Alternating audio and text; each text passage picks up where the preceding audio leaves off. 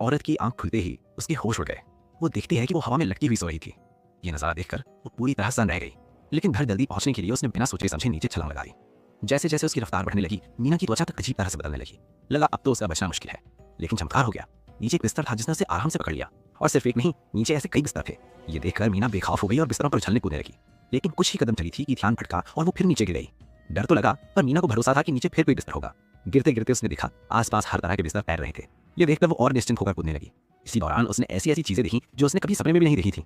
आसमान में उड़ता रॉकेट, हवा में तैरता कुत्ता, और यहाँ तक कि पास का मोटू शर्मा आसमान में ही खराटे मारकर सो रहा था। तभी मीना को एहसास हुआ कि ऊपर कुछ बहुत ही अजीब चल रहा है। वो वहां से भागना चाहती थी, लेकिन अब हवा में सिर्फ एक ही बिस्तर बचा था। अगर वो और गिरी तो हादसा हो सकता था।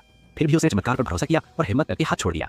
यूं ही वो 2.5 साल तक उड़ती रही। आखिरकार वो सीधे अपनी ही बिस्तर पर सुरक्षित आकर के गई। जब उसके पति राजेश को ये बात पता चली तो उसे भी ये अनुभव करना था।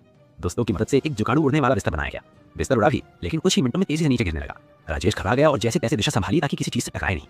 आखिर में वो समुद्र किनारे रेत पर सुरक्षित उतर गया।